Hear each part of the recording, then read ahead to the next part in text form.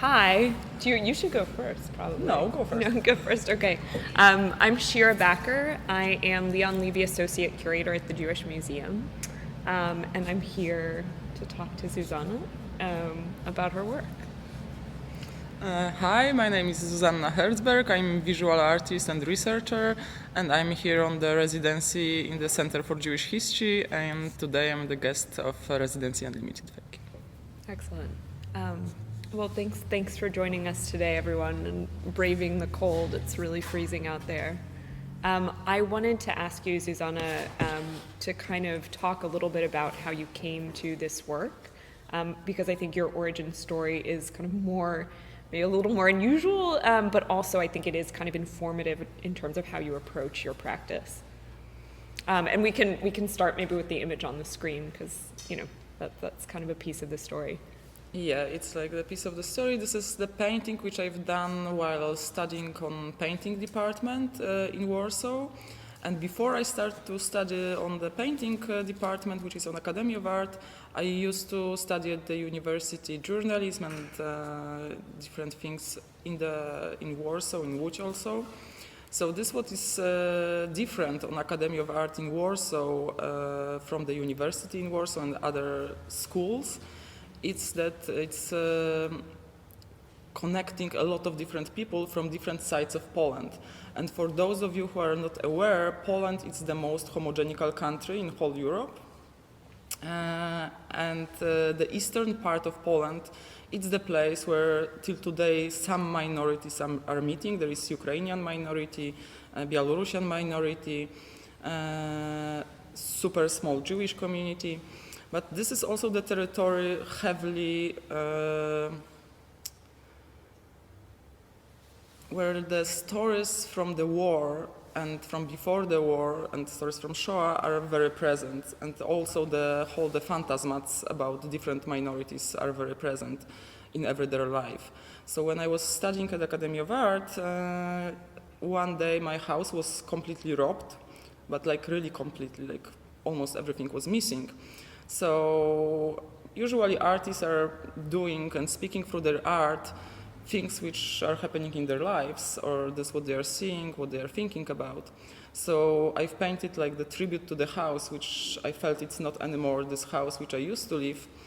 And I've painted these two types of commemoration which were present. One which is like from external world, which is lightening the candle, which is this what we in Poland usually put on the graves.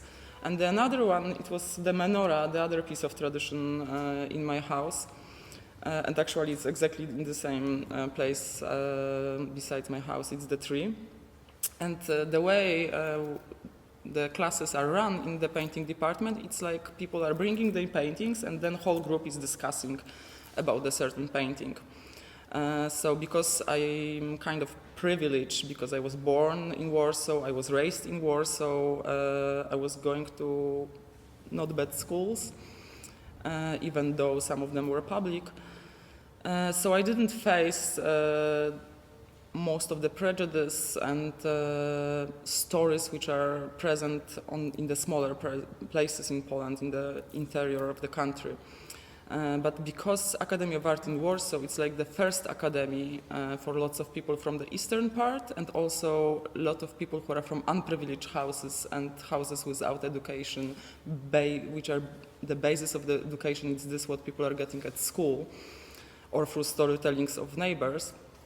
When I showed this painting, one of the friends from the group, very nice person, he asked me like, "Oh, are you Jewish?" And it was actually the first time someone like so directly posed me this question, and I was like, yeah.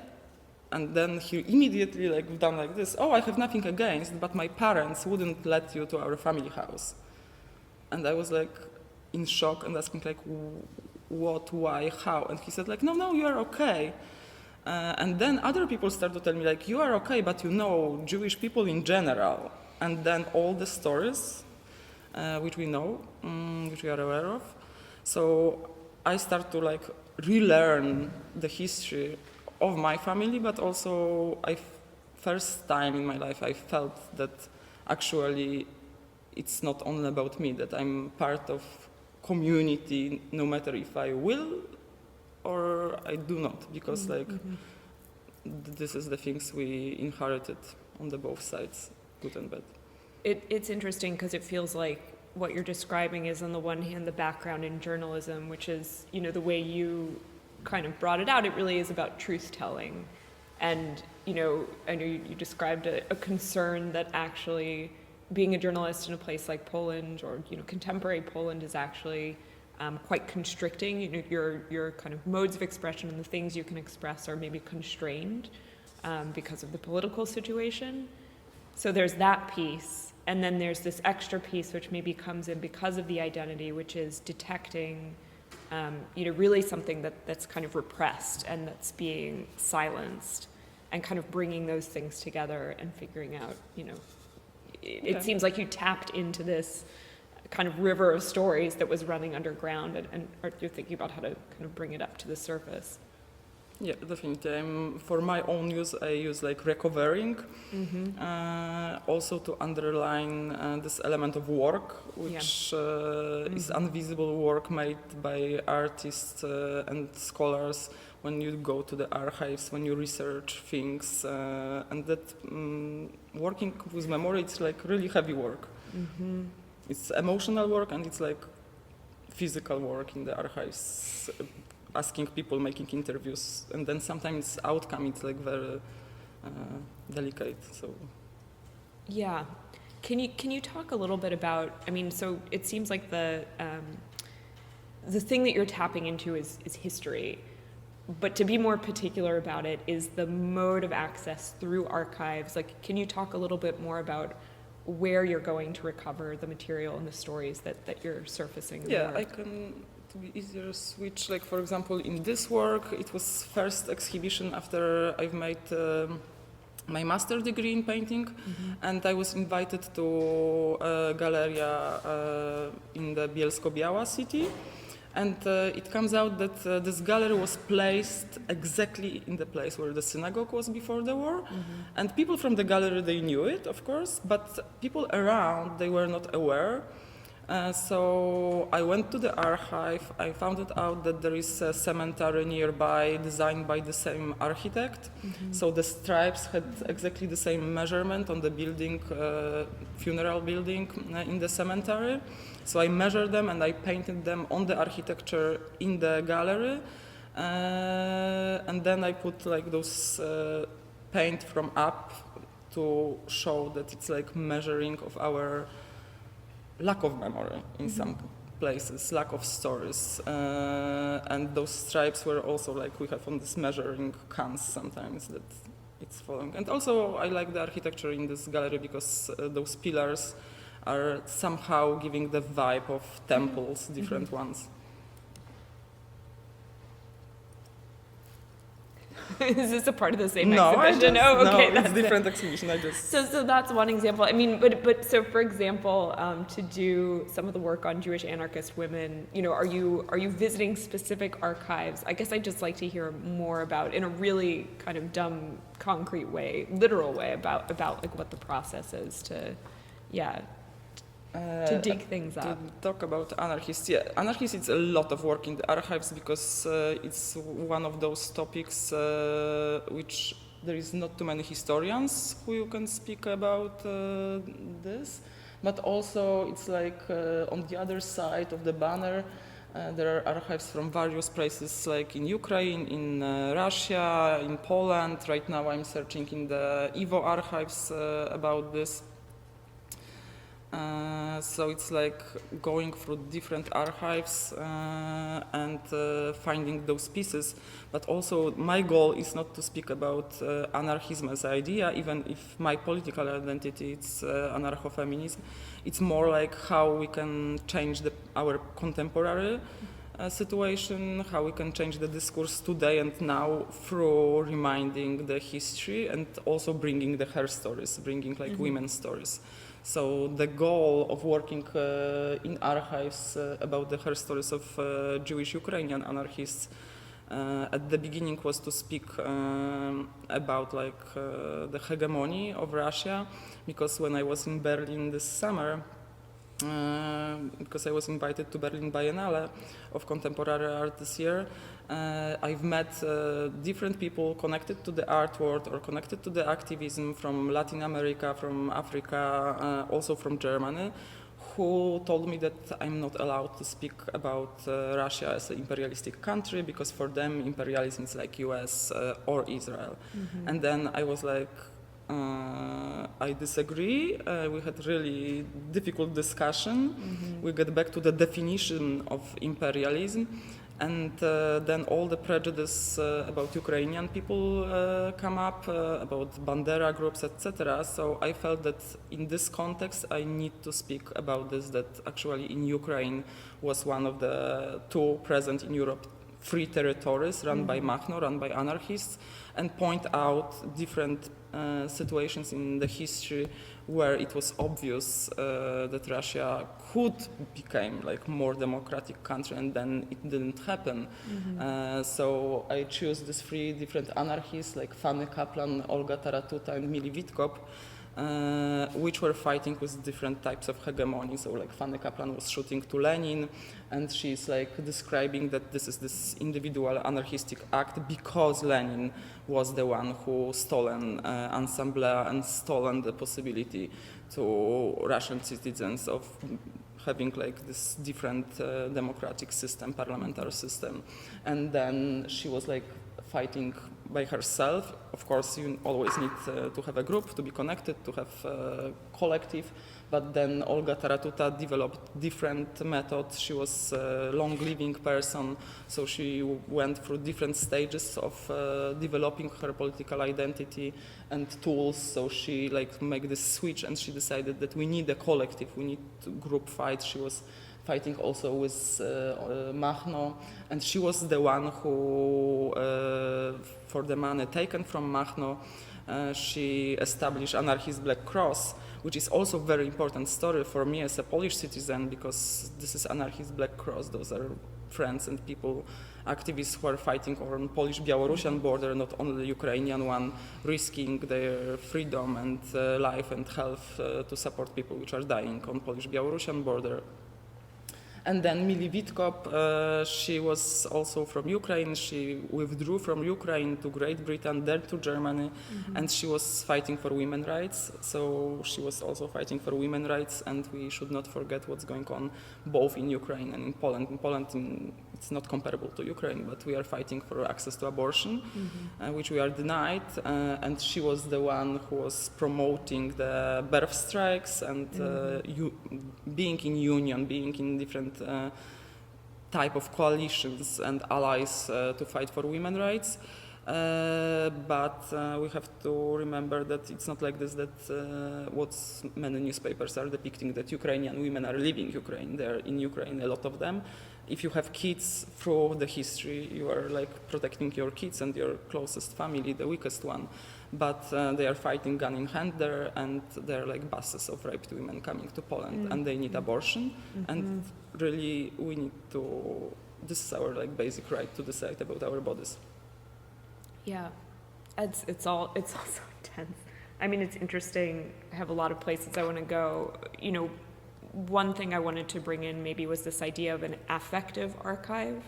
I don't know if that's a term that you coined, but I found that really, really intriguing in relation to this work. Do you want to talk a little bit how you see, you know, the idea of affect or emotion functioning in relation to, you know, maybe kind of a more traditional notion of history or of, you know, what gets documented? Yeah, it was one of the first like work strictly dedicated to women, her stories, and maybe I need to show the piece so it would be easier to understand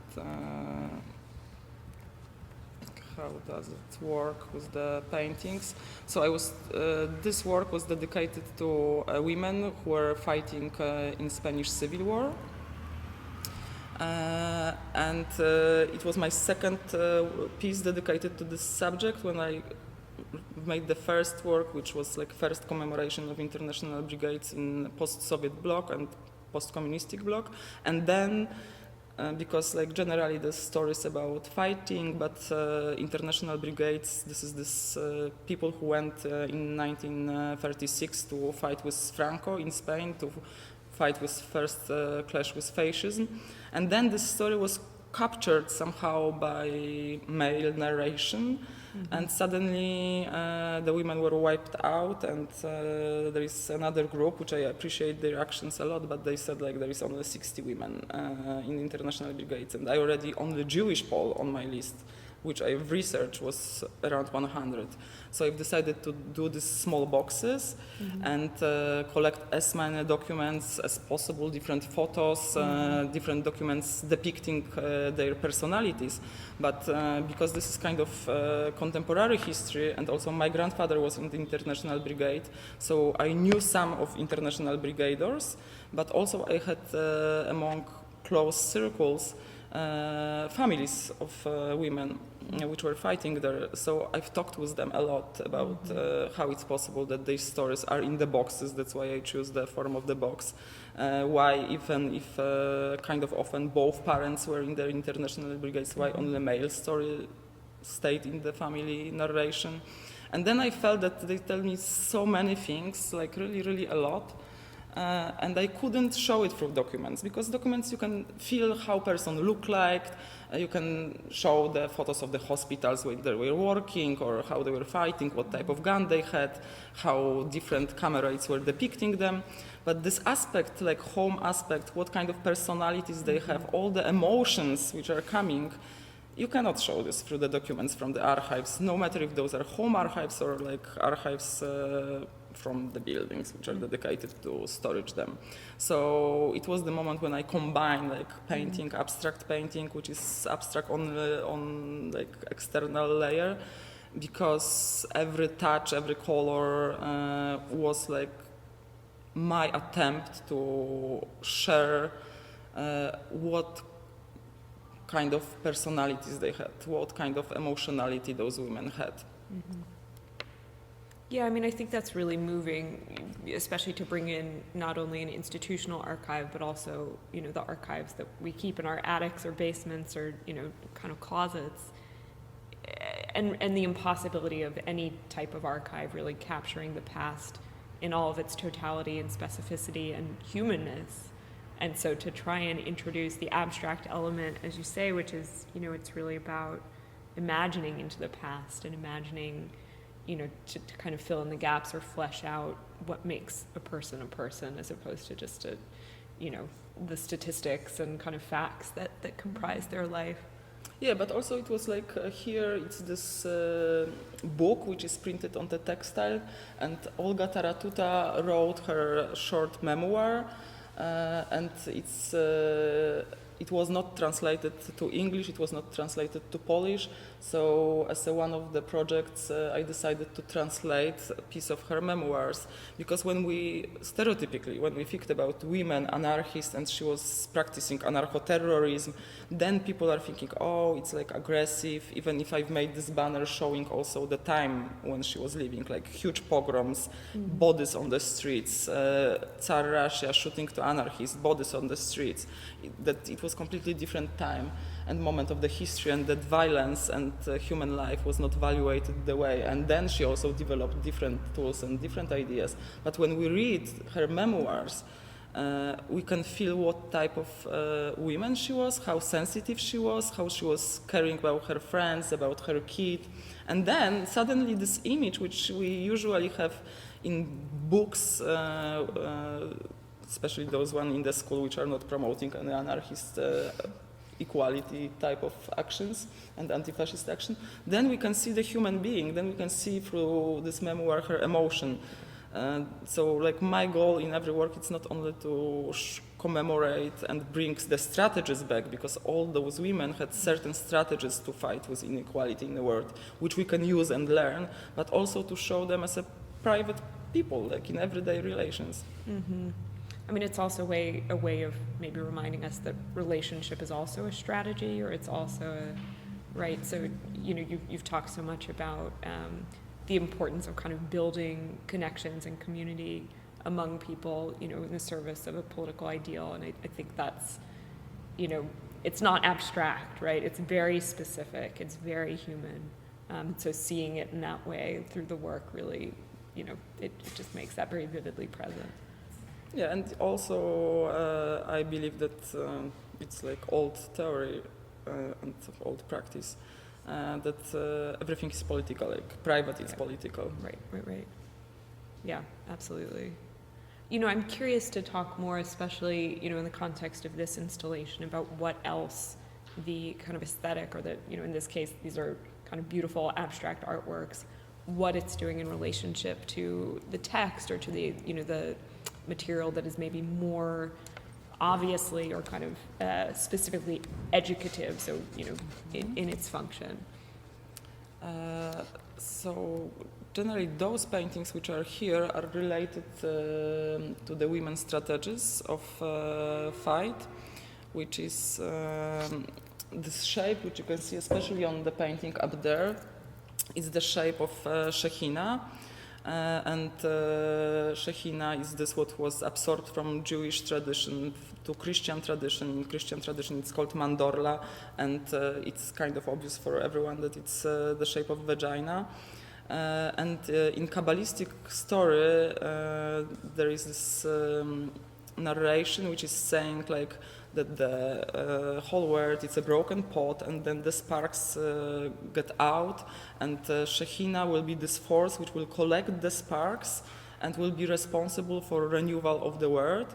But Shekhinah and this letter Shin, it's also the symbol of spiritual synagogue, and for me spiritual synagogue, it means connection with the community. So it's about connection with the community, it's about collecting people together, willing to undertake actions to renew the world.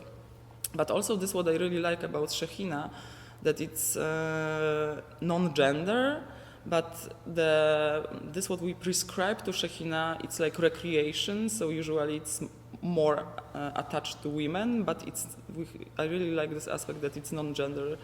And also this shape of Shekhinah, it's like the shape where people were protecting in the native tribes themselves, body usually from pieces of wood. So it's about women fight and people in general, persons fight for renewal of the world, some kind of revolution. And also that's why there are those yellow pieces which are like imitating the sparks, but it's also connected to theories which are both from the Judaism, but not only, saying that we shouldn't cut the plants which are on human body, because everything what is growing on the body, which is on the cemetery, is having like parts of this human being, and that the coffin has to be wooden without any metal elements, so it could integrate with the ground. And then it's this theory which is saying, which is non-Jewish, it's from outside, that water has a memory. It means that if we join both of those, it means that if our body is integrated with the ground, water from our body is integrated with the water from the land, and this which is coming with the rain, and it means that whole water it's connected. This is actually the fact that waters are connected under the ground. So the memory which is in this water, it's also connected, and the resistance of women, it's in my opinion, it's like the resistance of water.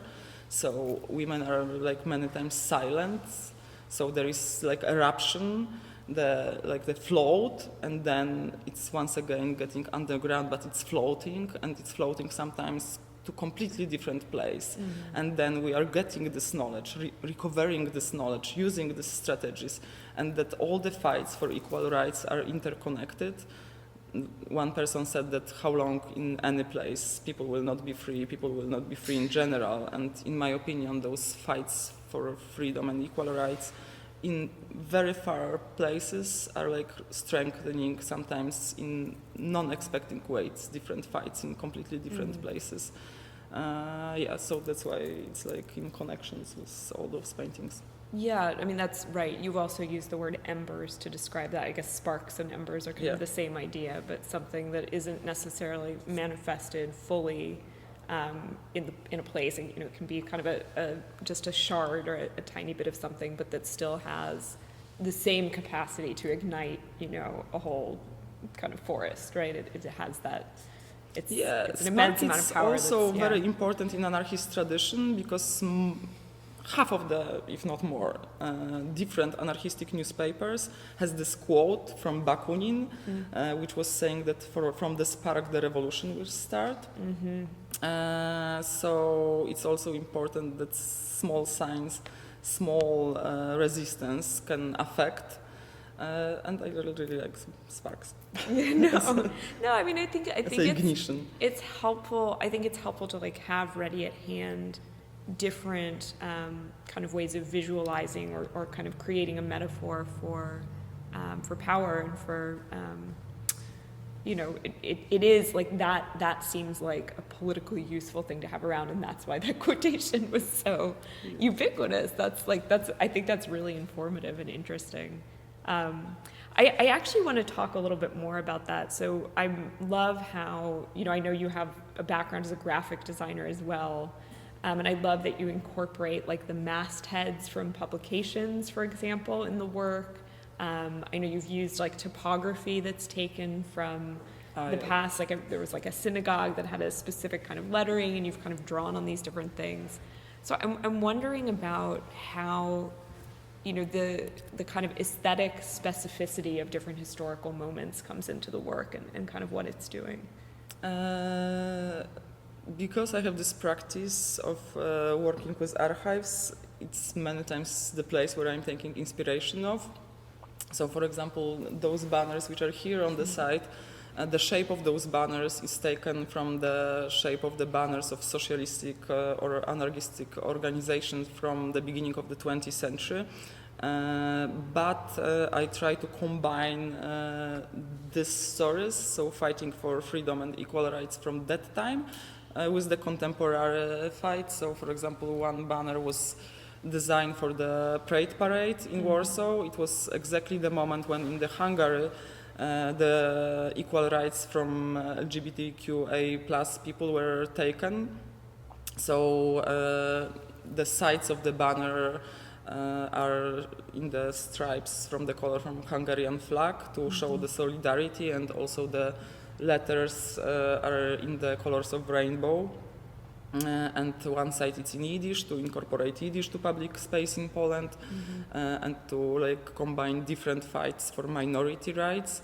And the letters are also taken from the newspapers, socialistic newspapers from that time. And the next banner was also designed first for the demonstration, and then brought to the gallery. And in this banner I wanted to underline, because not many people know, that first Belarusian banner of Free Białoruś was multilingual, and generally the banners from that time were multilingual, and it's not anymore obvious in Poland and in Belarus that they were multilingual. And first Belarusian banner was in Belarusian language, Ukrainian language, Yiddish, and in Polish. So it's showing how multicultural we were in previous times and how it was taken from us through different waves of history. And also it was the moment of huge political strikes in Belarus. So I've designed this banner as a gesture of solidarity with Belarusian people fighting on everyday basis and being imprisoned. So then when I was invited to the gallery in Białystok, I made this huge banner about Olga Taratuta to underline the story of anarchistic Black Cross and people from Belarusian anarchistic Black Cross who are fighting for rights there. But I also have done those small postcards with exactly the same text which was on the banner, and every person, every viewer on the exhibition could take the postcard and put to this old piglet from my childhood money, and it was not huge economical success, but it was the money which went to support people who are fighting in Belarus. So I'm trying to combine activism and art. That's why I use the term artivism to not only speak about things which I think are important, but also to support causes which are important from my perspective. I mean, it also seems really personal for you as someone who is, you know, as you say, you see yourself as an activist as well as an artist, you know, and it feels like part of, again, it's like coming back to this question of why are you digging all this stuff up? And it feels like it's really to nourish the present, right? And to kind of, you know, on the one hand, you said it's tactical. You're actually kind of looking in a strategic way, like observing what were the strategies that, you know, kind of, that fueled successful activism in the past, and also, you know, how is it a source of comfort or inspiration or kind of, you know, connectedness again for people who are working in the present. Yeah, but it's also, as we start from this first painting, I was also pushed from outside to go to archives and to regain these stories, and usually not to feel honest with myself, and that honest with the place from which I am speaking, but also not to appropriate anybody's stories, which I couldn't like identify myself so strongly. I'm like, my base, it's like Jewish stories and Jewish her stories, which are not present in Central Eastern Europe. So it's also like to recover this aspect and give the tools for kind of self-defense to younger people in my community, because I wouldn't wish anyone to have to make this work. So when I've made the work about individual and organized resistance of women during the Shoah, it was because someone told me in 2017 that women were not that present in underground, in Polish underground, like majoritarian one. So in Jewish, it was like more patriarchal, so they were not present at all. And I was like, when someone is saying me that women were not present at all, then I'm doing checkout. And it comes out that they were not only they were present, they were more present, and that whole Jewish resistance was based on women from very like basic situation that men were circumcised, and outside the ghetto walls it was easy to prove that they are Jewish. So women could perform their non-Jewishness, they could perform like majoritarian Polish identity easier, and like many other aspects like this, that they were getting worst education, and worst education in pre-war Poland, it was getting like public education from Polish schools, because people were not able to afford to educate many kids which they had at the time. So guys were going no matter if to religious or to secular school, but Jewish school. So if they had Polish language, it was like literature Polish language, and girls were going to those worst schools, so they had this Polish friends, they knew street Polish language, they knew Polish habits, Polish prayers, so they could perform that they are Polish in much better way because they had this knowledge. Yeah, it's certainly, there is something very satisfying just about kind of complicating the ideas. You know, it's almost an approach to the past that relies on the same kind of flattening and stereotyping that, you know, it's equally pernicious, I think, in certain ways. So in fact, like just opening up those seams and kind of bringing it out really, you know, I think it also creates a sense of openness in the way that we think about the present. Yeah. This is like an oddball question, but it's something it's like an itchy feeling that I have when I look at your work. I'm wondering what your relationship is to the idea of historical reenactment. Does that term mean anything? Do you know what that is? So basically it could be like a hobby. So in the United States, there are people who will go out and put on Civil War uniforms and like get, you know, have kind of costumes and props and pretend weapons and kind of period specific food and stuff, and will actually kind of do this as a hobby. And then there are also artists, and I'm thinking about two American artists, Dred Scott and Isaac Julian. Isaac Julian's not American actually, but who have kind of made this a part of their work. So I'm wondering, you know, how does that feel to you? I know you talked a little bit about not wanting to, I don't remember what your word was, but ventriloquize the past or appropriate stories. But what, you know, because the work also does seem very rooted in, again, like things that are very specific, not just about the story of the past, but like what it looked like, what it felt like, you know, the typefaces, the shape of the banners, like all of these things that are really, again, not so much about the facts that have been salient in the historical record, but the things that would have made it feel the way that it felt to the people who were living it. Anyway, so I guess the question I'm not in historical reenactment, yeah, but I like to steal the strategies of national commemorations. This it gives me a lot of pleasure, and also it's very useful. So maybe first, such as work which I like one-to-one try to pretend that I'm like official delegation. I really like this piece, yeah. Was when on the 1st of March in Poland is this national day of commemoration of cursed soldiers, or so-called disavowed soldiers. And those were those right-wing groups which didn't give up after the World War II. And they decided to keep fighting. And the guy who created this term, he said, like, they are cursed from the history, they are disavowed from the history. But how you can be disavowed when you already have the national holiday? So I started to speak with the friends of mine that, like, for me, international brigades are those who are wiped out from the history. And people didn't know at that time nothing about international brigades besides the families of international brigaders. So I choose to perform something to bring them back to the narration. And the Tomb of Unknown Soldiers is not only the place where all the delegations are coming on this day to put the flowers to commemorate different soldiers, mostly the so-called cursed soldiers, but this is the building on which, on one side, on one pillar, the one on the left side, there used to be the plaques commemorating Polish citizens fighting during the Spanish Civil War, and they were taken off due to the decommunization law, which is saying that under this law, everything connected to the communism after 1945 can be taken out from the public space. But Spanish Civil War was much before, so actually this law should not be applied.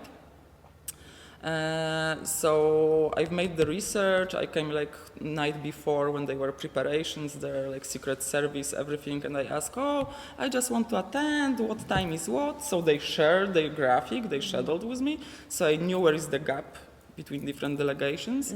And it was the moment where I and friends which I invited to this action came with the banners which I prepared especially for this occasion, and one was the Naftali Botwin banner, the campaign which my grandfather fought. It was Swedish-speaking battalion. The other one was Adam Mickiewicz battalion, which was also important for me because Adam Mickiewicz is like huge figure, this national poet in Poland, but not many people are that well aware that he was of Jewish origin, and actually not, because this might not be important for an artist, but in pieces which we are learning in high school and we have to learn them by heart, then recitate them, he's like making the references to the Jewish culture.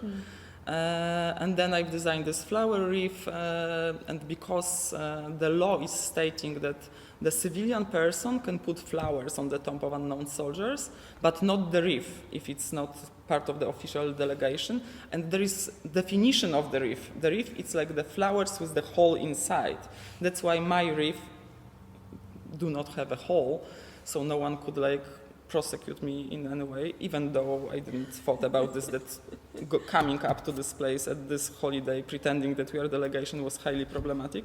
But I've tried to do everything what is possible to make it as safe as possible for also participants which I invited to take in this action. And there was a poet, there was an actress, and I asked her to read a piece of poetry dedicated to international brigaders. So in a way it was the reenactment, because the banners were like copy from the one which existed, reenactment of like traditional gestures. But the goal was completely different. The goal was to show that we can use public space, that public space is public, to underline that part of the history is manipulated. Also, in the archives, it's the information left about the plaques which disappeared from the Tomb of Unknown Soldier is that they were taken to military museum in Krakow. And I was lucky enough that in the moment when lady came with this information to me, she spoke loudly, and in the archive it's very quiet. So some scholar on the site was like, I'm from Krakow actually. We have a lot of museums in Krakow, but we do not have the military one. And this girl with this piece of paper, she was like, in this paper it's saying that it's in this museum. And we start to laugh. We all knew that it's like fake. I thought there was a piece of this story where the soldier who was guarding the tomb actually like took the wreath. Yeah, because I came with this wreath and people, or every delegation is putting the wreath close to the Tomb of Unknown Soldiers, and maybe I didn't do like very good research because I didn't knew that they are putting the gun on the side, they are moving this gun, so I was like petrified in one moment because I was thinking that they realize that we are fake, we are not in their casual, so maybe they are like trying to take some actions against us.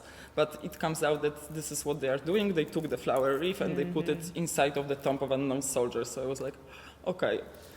And then maybe what is interesting for people of Polish origin, that the actress which agreed to read the poem on illegal commemoration, and it was not easy. I was asking lots of friends who are having those abilities, and they were saying no, because it's too political, because they are playing in different theaters, they are playing also in the TV series, and they just were not willing to do it.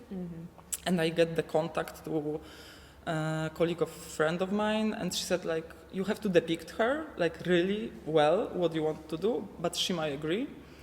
And this is granddaughter of Pilecki, which agree to read the poem, because in a way I have impression, but this is my impression, I never talked with her about it, that it was also her protest against this, how the memory of her ancestor is used by people from right wing, even if he's like national Polish hero. But the way they're dealing with, government is dealing with this memory is very not okay to the family and I think to every citizen of Poland. I want to make sure we have time to talk about the project that you're doing at the Center for Jewish History, because I know that's kind of part of why you're in New York, and I know that's something that we haven't really gotten into, although certainly many things that are related. Let me get to the slide.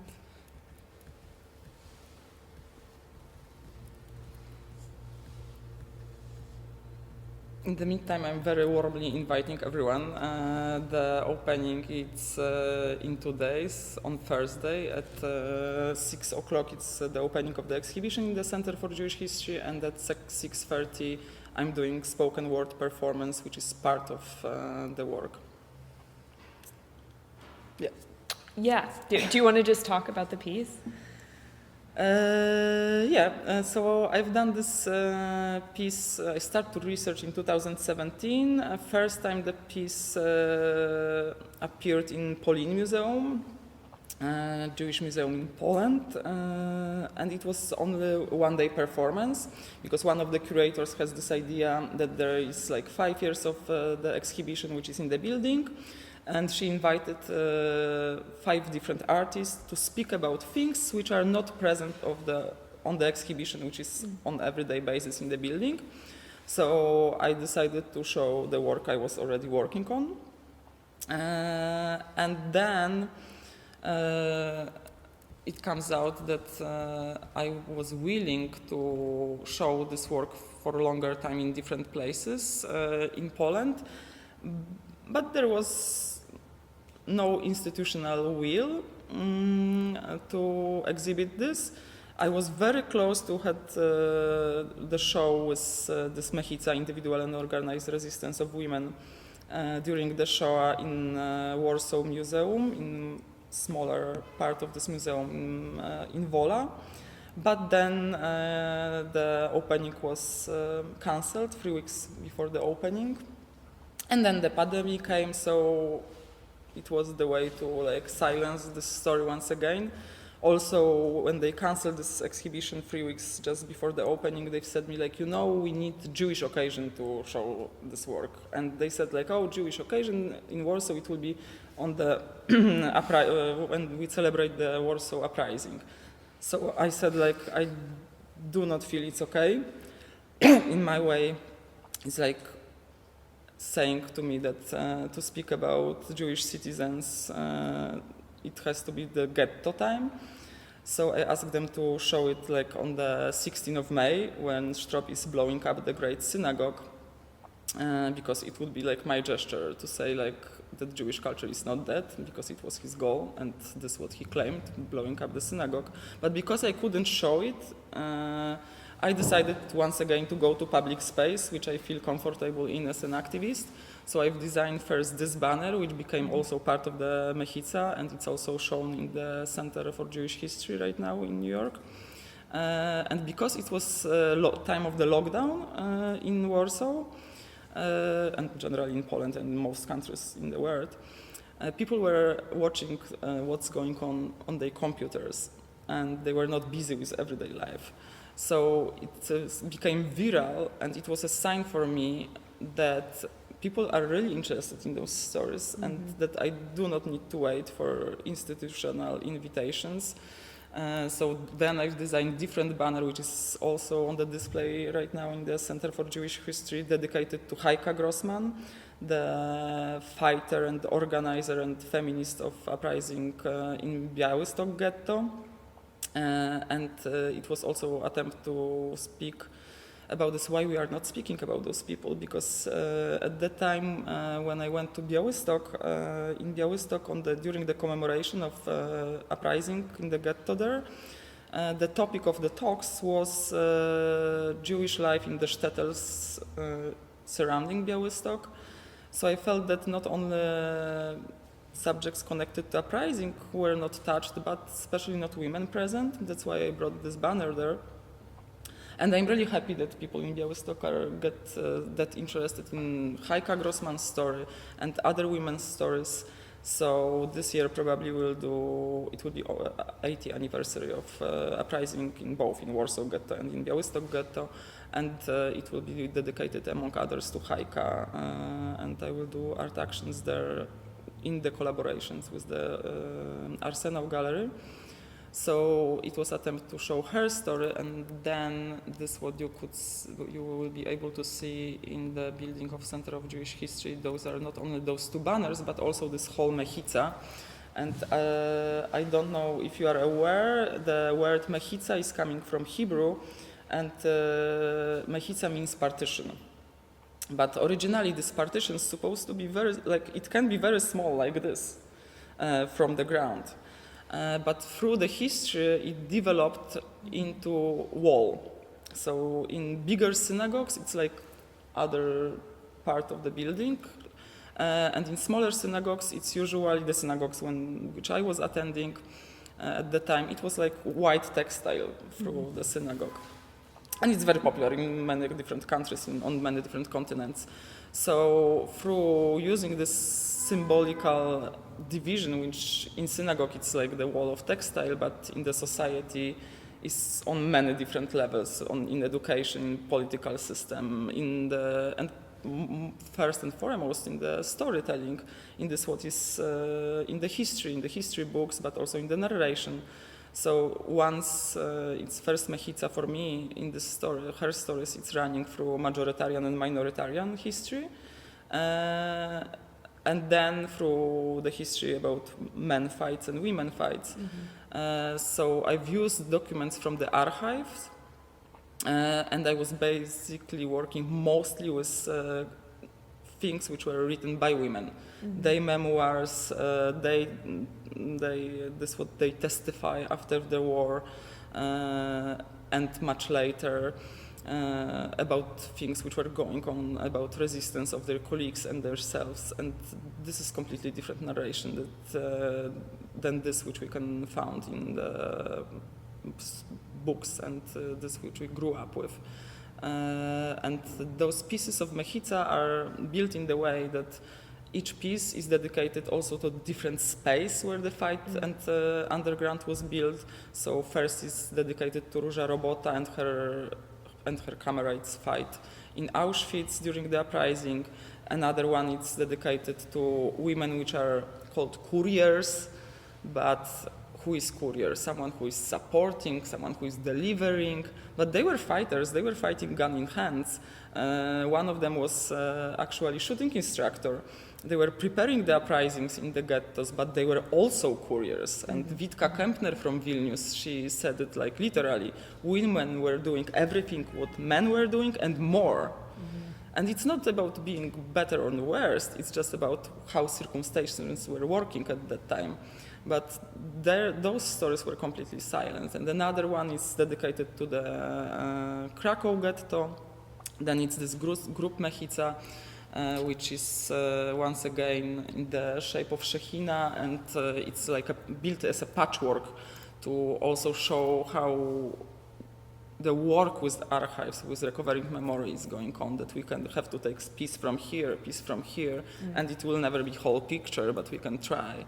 And then it's like the Mechica, piece of Mechica dedicated to Sylwia Lubetkin and to Heike Grossman, to show those two who survive and how one narration was present and was changing not only the world awareness about fight during the Shoah, but also how was politically used and why, for example, Heike Grossman narration was suppressed in a way. So it's like underlining what strategies they were using and how I'm not depicting only their stories through the wartime, through the Shoah time, but also from their childhood to show that to be successful as an activist, as a fighter in the hardest circumstance we cannot even imagine. They were all activists before the war. They were connected between the cities, between the countries. They were prepared and educated in a special way. And then it's showing how this knowledge, how non-leadership movements from before the war, how it was developing in different strategies during the war, which actually as an activist, I was thinking like some years ago that we discovered some strategies. No, they were present, and we can learn not only that they were present there, but how they were managing to survive in such a difficult circumstances, having this goal of not only physical survival, but also about survival of the memory and of the history, and how we can learn from this and appreciate. And also it's like completely different narration between men and women. Women are always underlining participation of other people. One of the amazing fighter, Tosia Altman, she was saying you cannot be successful fighter if you are not able to appreciate the taste of the sweetness which you are taking to your mouth, if you are not able to appreciate the meeting overnight with your friends, you will not be successful fighters. You need to cultivate being a human, human relations, family relations. Another fighter is saying that smelling flowers is allowing her to be a good fighter. So all those aspects which are not in the narration usually. I mean, that also kind of, there's another way to underscore, why give space to this, why is art the appropriate space to kind of have these kind of conversations, or why is that the framework or the infrastructure that you're making use of? And I think that's kind of a really nice way to think about it, is that actually there is a pleasure in this, and it's a necessary pleasure. Like you really can't. You can't be a good fighter. You can't survive without it. Well, I don't know. Are we allowed to take questions? Should we make time for that too? I think so. Yeah. Do people have questions?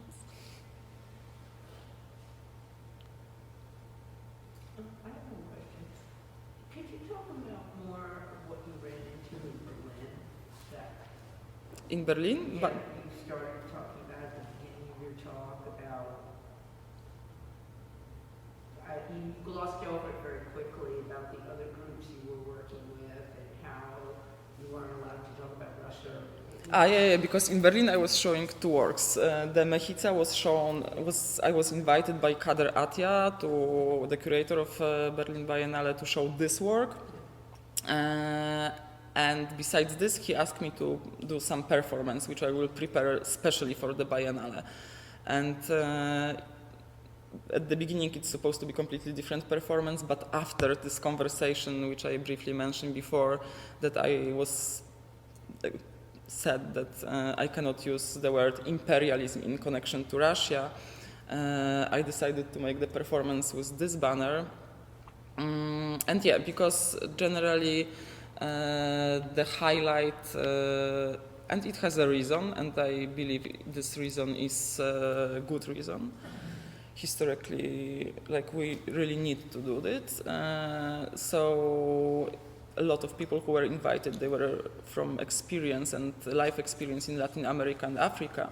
And in Africa, the force and the source which was supporting people to fight with colonial power was coming from Russia in different times. And in Latin America also they are seeing Russia as a country which was supporting fight with different types of fascism and military governments.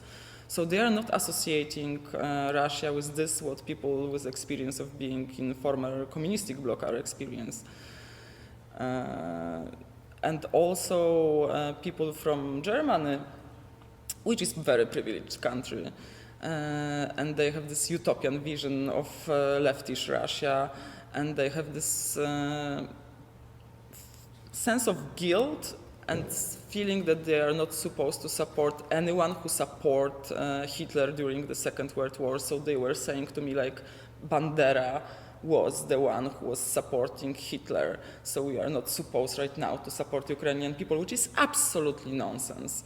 And like, we cannot even speak like this. Like, almost every European country from Central Eastern Europe had this type of groups, and there were also historical reasons why the groups were created.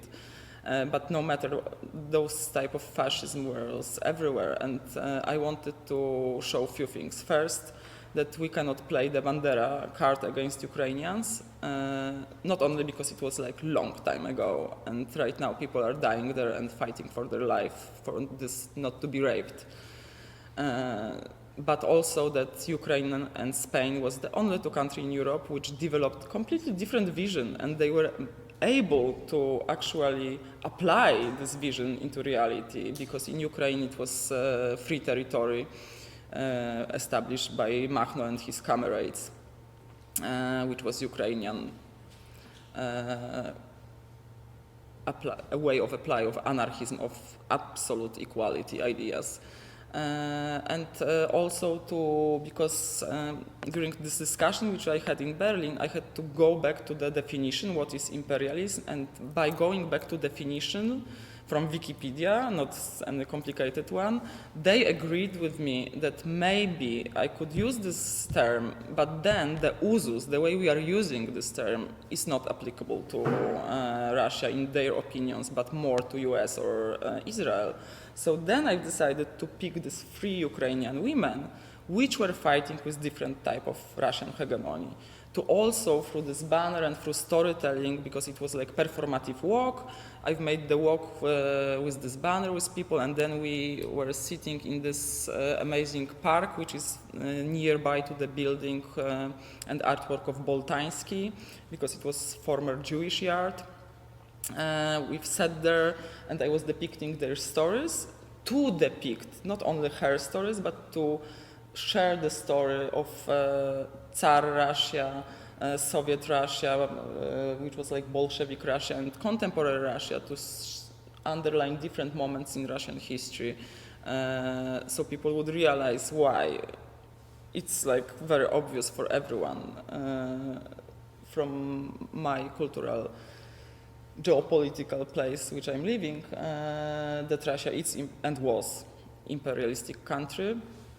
And then I try to give the space to my friends who are living in Berlin from Ukraine and invited people so they could share their stories, to give voice to them, because after the discussion which I had close to the table, first people which I tried to speak about this, they were my Polish and Ukrainian friends living in Berlin, and they said that they had these conversations, but they stop because it's getting really intense and they are not willing to argue that much on the parties when we are supposed to have fun.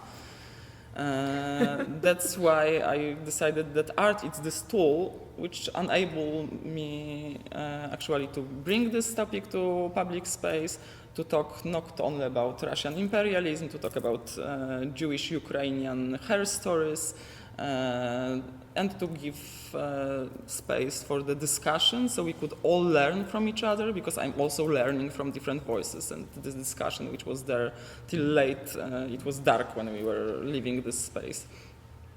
So yeah, that's how I developed this performance. And right now in the Center for Jewish History, I'm continuing my research mostly in archives of Iwo, about Jewish anarchism from Eastern Europe, because Iwo is having this huge archive which was taken from Vilnius.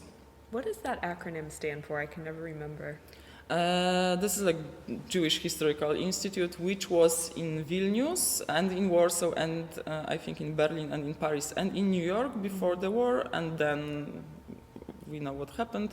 So right now, the one which is like still keeping the name, it's here in New York. Mm-hmm. But of course, there is a different type of Jewish Historical Institute in Poland. It was just Jewish Archive, like Jewish Institute. Maybe it's not an acronym, but yeah. Every letter like it is is a okay, shortcut okay. from different word. Yeah, because actually not obvious story is that the best source about Jewish anarchism in Central Eastern Europe, it's in Bund archives, because Bund, it was this socialistic party, and in 1905 it was huge gathering in Białystok, because also not many people are aware that Białystok was one of the key cities in the whole Europe, but also in the whole world. In 1905, the strongest anarchistic place, and it was interconnected very well with Odessa, with Moscow, with Paris, with Berlin, with Geneva and Zurich, and with New York. And because Bund party organized meeting for all branches of the party in Białystok, and then anarchists came with their propaganda and they overtook a lot of people. They like took their souls and brought them to anarchism in a way. This anarchistic spark was successful in Białystok. Then Bund started to consider strongly anarchists as a threat for their ideology also. So they start to collect documents about them, which till today anarchistic people are not doing, because anarchists are about the deeds. That's why also the exhibition in Białystok had the title with the word deed. And they're not keeping stuff. So it was amazing in a way that Bund kept all of those leaflets, different documents, because thanks to this I can today try to recover those hair stories, those stories in general. Excuse me, but in a way you replaced the word imperialism by hegemony.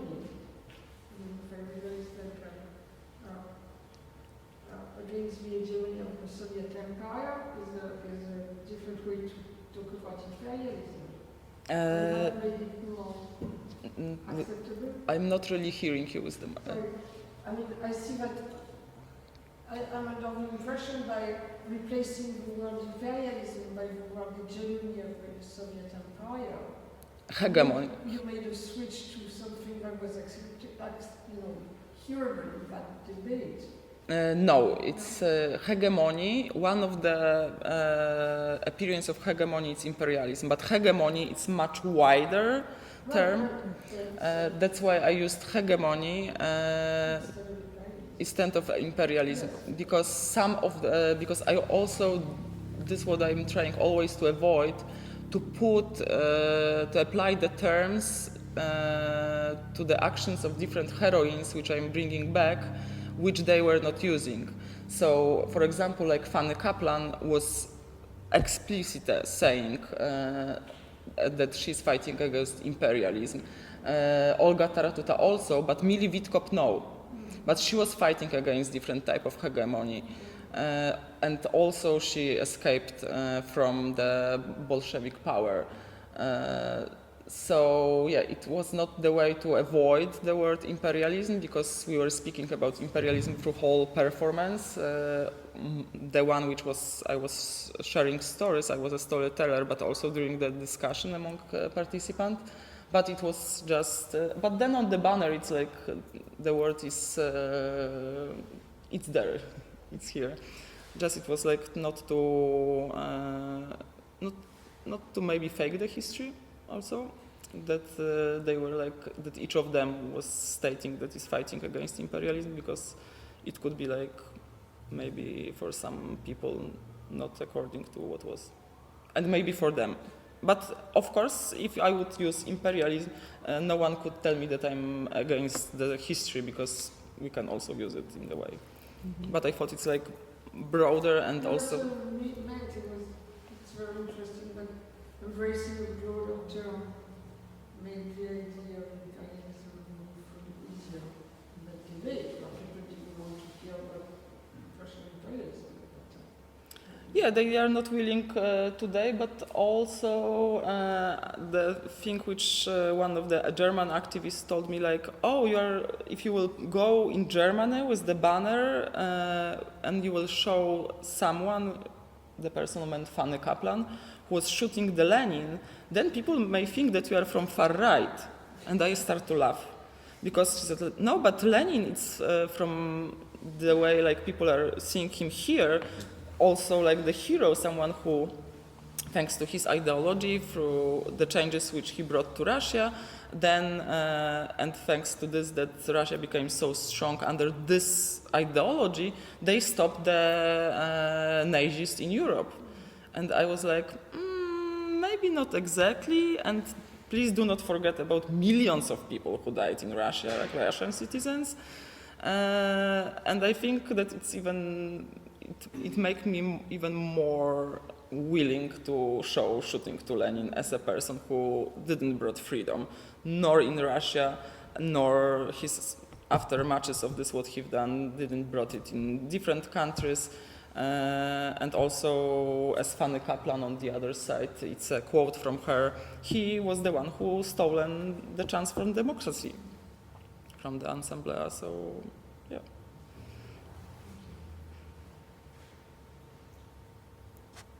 Thank you.